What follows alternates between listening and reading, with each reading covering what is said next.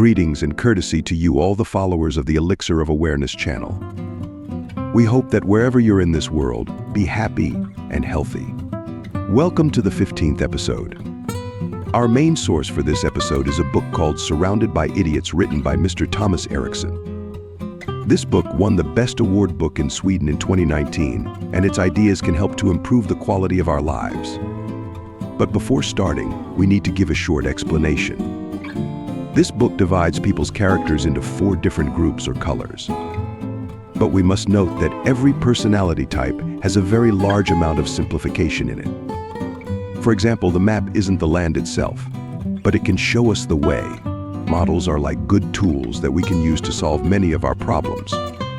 But in general, we shouldn't believe that a model or a map can describe an entire land.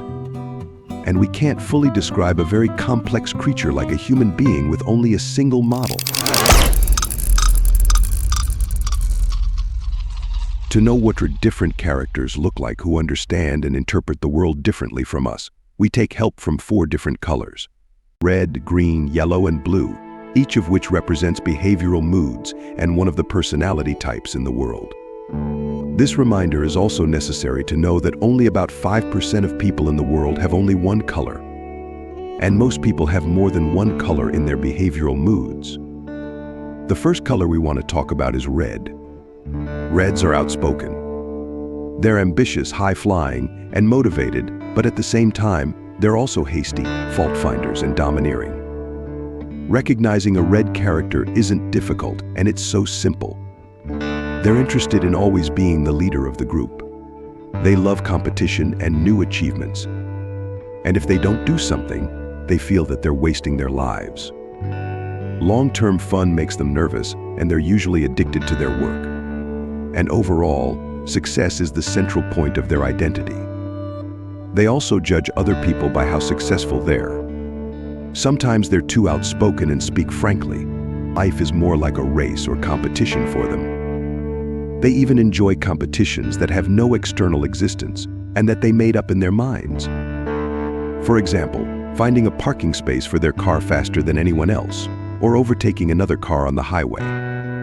From the point of view of the Reds, the word fast has a good meaning. They're fast, they think fast, they talk fast, they walk fast, and their life is fast. When a red character is present in a group, the discussion usually doesn't last long and concludes very quickly. They're very result-oriented, and the destination is more important to them than the route, and they love shortcuts to reach their destination sooner. They get angry very quickly and calm down again very quickly. They've more work capacity than their power. If they've even 15 minutes of free time, they should do something useful. Doing nothing and being slow makes them very angry. It often happens in conversations that they interrupt the other party's speech. They love taking risks, challenges, and dangers. If there isn't even a challenge in their life, they create a challenge themselves and thus enjoy life. The opinion of others doesn't matter much to them, and they do their own work. They believe that there are only 2 ways to do things: my way and the wrong way. They speak strongly and confidently. For example, they occupy a lot of space while sitting, and their body language is powerful. They make decisions quickly, and when everyone is evaluating and analyzing, they make their decision before others. It's not like they argue with someone and then don't sleep well from night to morning because their minds are busy.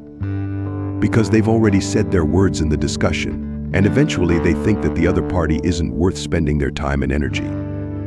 People around them may warn them to be kinder to others, but usually they aren't convinced. If there's a challenge and they trust someone, they'll listen to his suggestion. Any suggestion that can move the work forward better and faster is possible and doable from the point of view of a red person. They usually get bored very quickly and are always thinking about the next step. They live more in the future than in the present or the past. But being a red character also has negative points. For example, Reds think that others always understand less than them. And that's why they may miss many of the best suggestions or even connections. Generally, they're more task-oriented than relationship-oriented. And in our world, many times relationship can solve problems, not duty. and thus the Reds deprive themselves of the power and advantage of the relationship. Therefore, they're highly prone to work addiction. And maybe this will work for a while, but from a certain age onwards, they'll face a crisis of meaning, or they'll not be able to enjoy their achievements. As we said, Reds love risk and challenge, and sometimes they create a challenge for themselves to win over in that.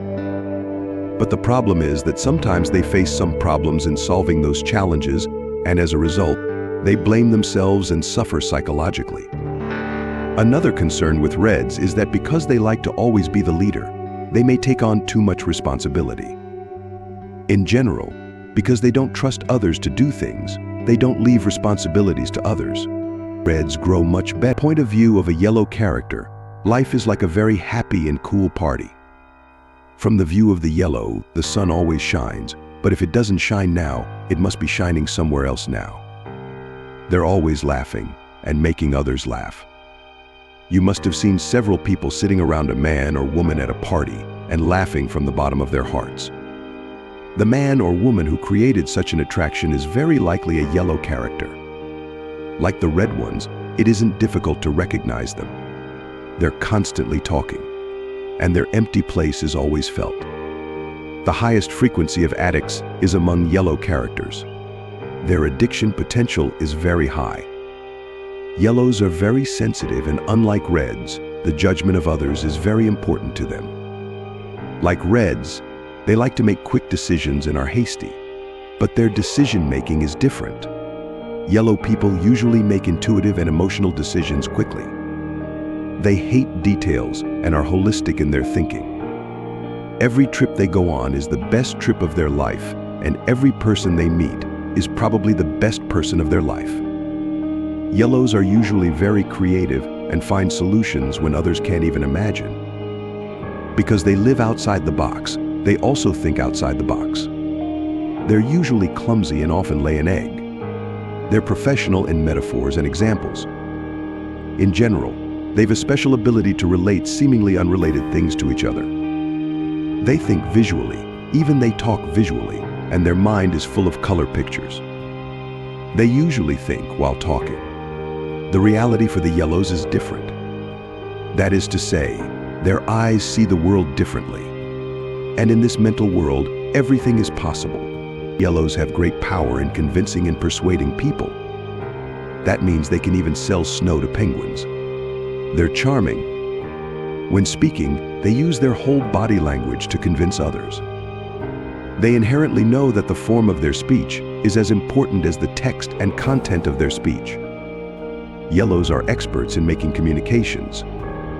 But the character of the yellows also has a dark side. One of their weaknesses is that they're very bad listeners. In fact, none of the colors, in this case, aren't as weak as them. You can't convince the yellow characters that they're bad listeners because they don't listen to you at all. The fact is that they don't listen to what the other party has to say, and if they do, they soon forget. Yellows have a selective memory. To be so optimistic, your brain must also help you. And the yellow's brain is very compatible with them in this regard.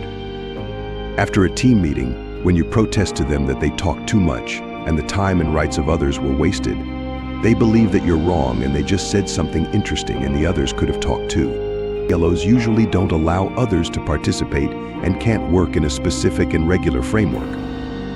Even their work desk and their car clearly show that they're fugitives from discipline. Apart from order and organization, they also hate details. Their thinking model is holistic. Their slogan is that it's nothing, while sometimes it's something. They start things perfectly and are masters of starting, but unfortunately, often they usually give up in the middle of the work and don't finish the work. Yellow people's lives are full of half-finished projects that they thought were going to change their lives. In the mind of the people of the yellow, the word new is synonymous with good. And their excessive optimism may cause damage to their career path or life. For example, the yellows are so optimistic that even if you give them the responsibility of several tasks at the same time, they think that they'll do all those tasks with quality on time. In fact, they really think they can do all of those tasks in perfect time. But usually they don't complete even 3 out of 10 tasks. They usually arrive later than others to appointments and meetings because they always think that there's enough time and they'll not be late. Or always they move late because they think there will be no traffic and they'll arrive on time. They don't have a plan, and if you leave the follow-up of executive tasks to a yellow character, disaster will usually happen. They use the word I more than any other word. They get tired and bored quickly. And maybe even now they're bored when they're watching this episode. The third color that we want to describe their personality is green. Usually, the number of green people in the world is more than other colors. Everywhere you look, you'll finally see a green person. Compared to the other three colors, greens are more balanced and moderate people, which means they've less extreme characteristics. Native Mexican Indians consider green people to be earthlings. Greens are calm, comfortable, and realistic people. They aren't showy. They're calm and gentle, of course, until their patience runs out. They care more about the people around them than the other three colors. They don't forget your birthday, and they don't try to bother you. They don't look for competition, and they don't usually volunteer to lead the group. They're generally more passive than other colors. They don't bother others, they aren't extravagant, and they usually don't have unattainable and big dreams. They live here on Earth and in reality. They usually don't directly disagree with someone, so that there's no tension. But if the topic of discussion is very important to them, they'll definitely talk about it behind the other person's back. They're generally tolerant, and actually the best listeners are the greens. You can always count on them. They don't like change, and in their opinion, the sky is the same color everywhere, and the neighbor's grass isn't greener than their yard grass. Their slogan is, "Let it go." If the reds think fast means good, and if yellows think the new means good, greens think peace is good. They're very group-oriented. That is, they're good team players and know how to work in a group. They don't do anything to make their team lose, although a certain kind of carelessness is always with them. But when it comes to the team, they fight for the team. Everyone works well with green characters. Of course, it's better to say that green characters work better with everyone. They get nervous when they encounter complicated and unpredictable things. They love calm and don't change their minds quickly. They support old traditions, even if those traditions aren't completely correct. But the character of greens also has a dark side. They're very mysterious and their position isn't clear. Sometimes even from one place to the next, it isn't clear to them what their position and opinion is even for themselves. So much that they suppress themselves because of others that they forget what interests they've. They're their self-strongest repressive. Also, they're lazy.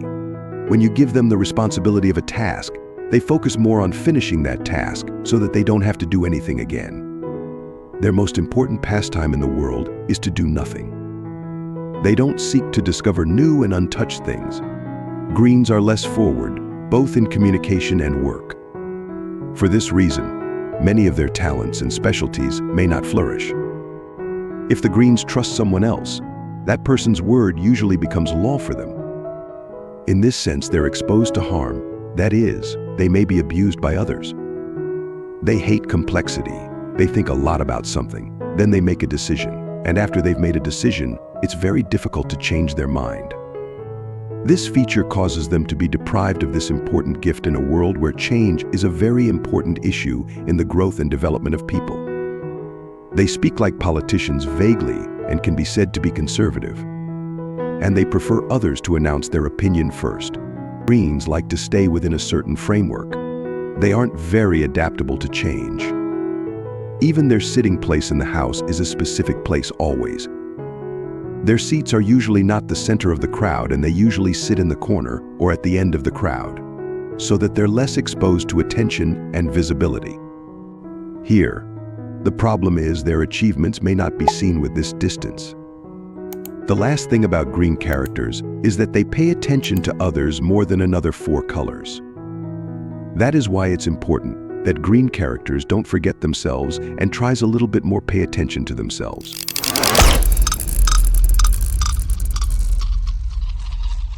Owners of the last color, which is blue, are very interesting characters. Blues are perfectionists and loves analysis. They seem calm from the outside, but inside they always love to analyze, categorize, and evaluate.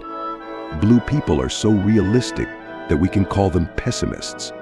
They usually perceive the risks to be greater than normal. They always make sure that nothing bad happens. They look at everything with a magnifying glass, and on the contrary, yellow people are extremely partial. They speak calculatedly. First, they think in general, examine the facts and reasons, and then they'll announce their opinion. And usually their opinion is more correct and calculated. Usually, when you don't ask the blue people their opinion, even if they've a good opinion, they try not to say anything. Blues are cautious, precise, purposeful, and orderly. And of course, they're interestingly unpretentious. Blues love quality, and their greatest joy is optimizing things. That is making things better until they're closer to their perfect mental image. One interesting thing about them is that although they know a lot, but they're unassuming. From the blue point of view, the problem they solved wasn't serious and special.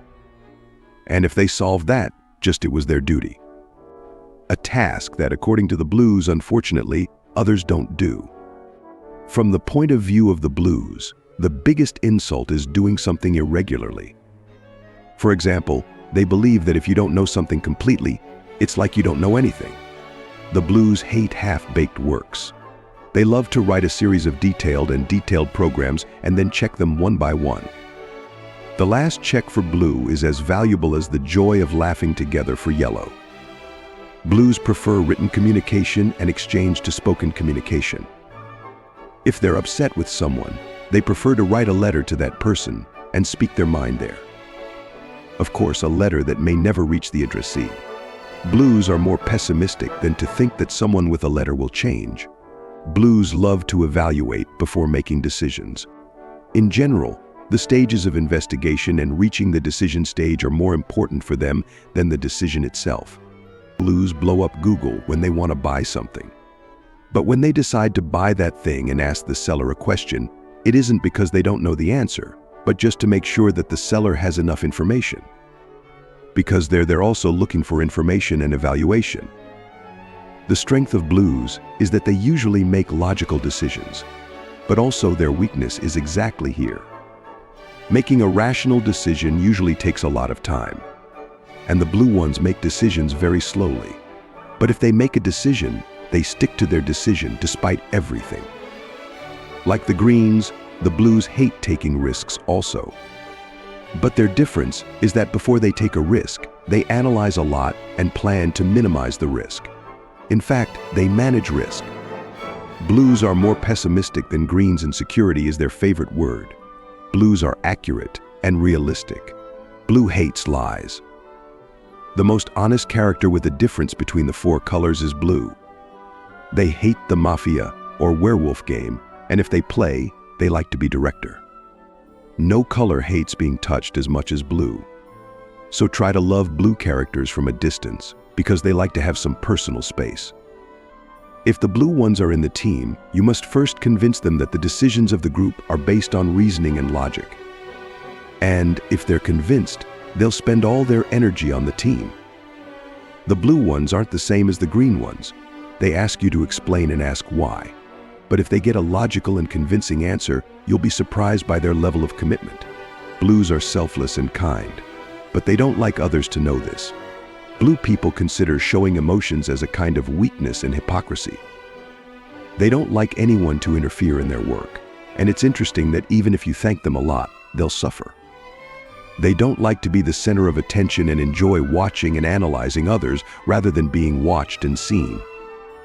The blue ones are very calm from the outside like the green ones, but they're very noisy inside. But blue characters also have dark points like other colors. One of the sufferings that blue people have is that they may seem too strict and grumpy from the outside. Of course, like reds and unlike yellows and greens, blues don't care much about others' judgment. If others don't have a positive opinion about them, they believe the problem is probably with the receiver, not the sender. Their critical method is harsh. Like those people who say a short sentence and criticize, and its effect remains in the mind for a long time. Unlike the red ones, they don't brabble. They speak calmly with a smile. If you think you're a blue character, we recommend that you watch the episode of Sufficient Human. Blues may look proud and self-satisfied from a distance, but inside they're completely different. By the way, sometimes they're their own worst and cruelest judge. If you know how hard blue characters are on themselves, then you'll treat them more kindly. The most important weakness of blue people is the problem of trust. Because they can't usually trust others, they lose many joys and situations in life. Because they're too afraid of risk, their life's excitement is reduced. The burden of their unlived life becomes very heavy after a while. Blues generally don't consider their achievements important. Even sometimes they don't consider others important enough to explain their successes to them. Blue characters are like iceberg. A big part of them is underwater. The character of blue people may remain undiscovered throughout their life, and this is a pity. Now that we're familiar with these categories, we may ask ourselves what combination of colors is the best in a work team or an emotional relationship. The answer is that there are no predetermined winner or loser combinations. Only one thing is decisive, and that is how much people know each other and accept and understand each other's intellectual differences, and how motivated they're to change a little in some situations. That's the only thing important. Now think about it. What color are you? What color is the person who's important to you? What are your challenges about that person? And you should know that you don't need to constantly change colors to improve your relationship with others. But it's very important to know that you can make changes when the challenge turns into a crisis. We mean exactly you. Yes, you, not your friend. Here comes an interesting idea. The idea of expanding ourselves. Look, each of us has a different nature. A nature that may be one color or a combination of several colors, one of which is bolder. For example, yellow can't become a planning master like blue. But if they can only strengthen this feature by 10%, their personality will expand. And in this way, a person can be much more effective. For example, a red person can't establish a deep emotional connection with people like a yellow person.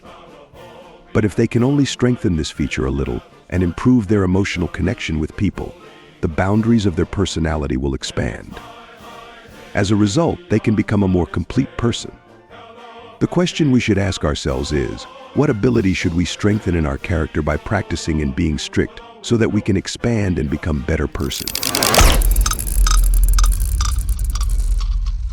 An interesting thing to know is how each color reacts in critical situations.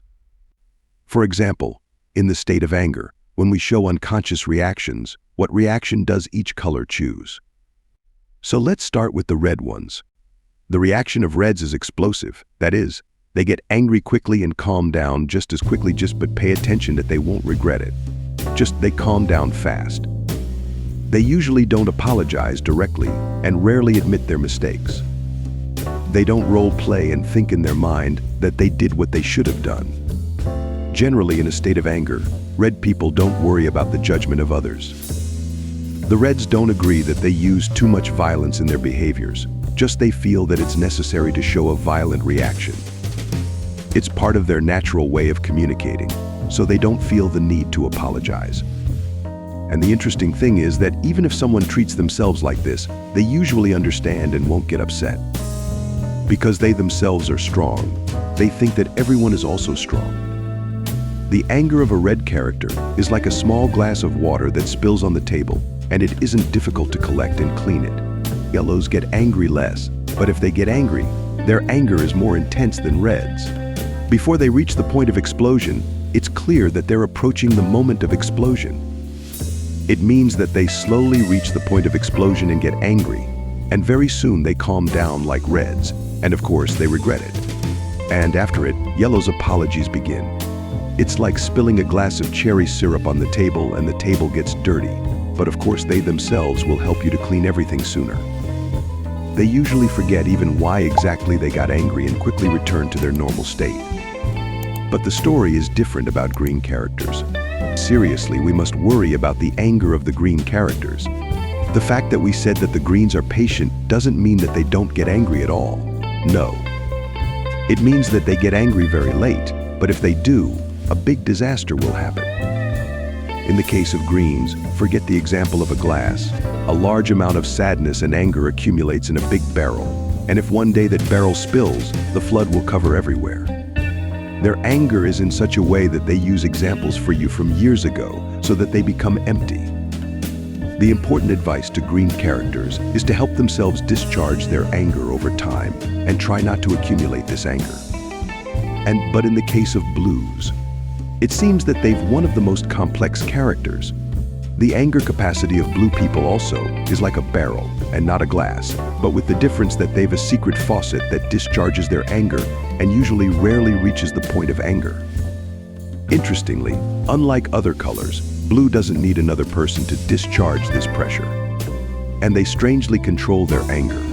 Blues usually suffer less lasting internal suffering. One of the techniques used by blue people to vent their anger is the grumbling technique. By constantly grumbling and analyzing the root of their anger, blues always reduce their pressure gradually and usually don't reach the point of explosion or get angry too late. Another interesting point that we can talk about is under what conditions each character experiences anxiety and stress. But to explain it, let's say how we can bring any color to the peak of anxiety and stress. We recommend that you don't abuse the information in this section of our discussion, but if for any reason you want to make a red character anxious, do these things. Take the authority of the reds from them and have no achievements, act like a gentleman or a lady calmly and dignified and eliminate any challenge, and don't let them experience any challenge. Just waste resources and time. Make stupid mistakes in front of them. Because nothing in this world edits a red like a stupid mistake. Try playing a game with the reds where you win and then keep announcing their loss to everyone. Tell red characters regularly to be nicer to others or not to be nervous or to speak more calmly and be cool. If you play Mafia or Werewolf game, remove the red characters from the game and make them watch the rest of the game silently. But if there are yellow characters around you that you want to annoy for any reason, do these things. The first one is, pretend that no one sees them, be pessimistic, and constantly give them small negative reminders. Separate them from the group, gather together, and stop talking when yellows enter and laugh loudly. And don't tell them the reason for this behavior and you're laughing. Don't laugh at their memories and funny jokes. Stop them when they're in a hurry to do something quickly. Correct their speech in the middle of describing the memory. And finally, send them to do some office jobs so that they can sign some papers and bring them to you. But if you want to annoy the green characters for any reason, which we don't recommend in any way, these things may be useful for you. Take stability from them and apply new changes quickly. Leave the tasks half-finished and transfer them to another project right in the middle of one project and repeat this work. Greens hate redoing something, so set up a situation where they are forced to redo that work. Don't allow their private space to be preserved at all. Always be close to them so that they aren't alone with themselves. Try to tell them how their actions or words hurt another person. But if you have a personal enmity with a blue character, try these things. Criticize them baselessly and irrationally. Take the security from them, take them to the game city, and force them to ride the most dangerous game. Go to their house unannounced. While talking, touch their body with your finger so that they aren't distracted. Give them the phone without prior notice to talk with someone. Ask some emotional people to talk with them about their feelings. Ask the blues themselves to describe their feelings for you. If you want to annoy the blue ones, make a physical joke with them. But be careful. Doing this may cut off your relationship with them forever.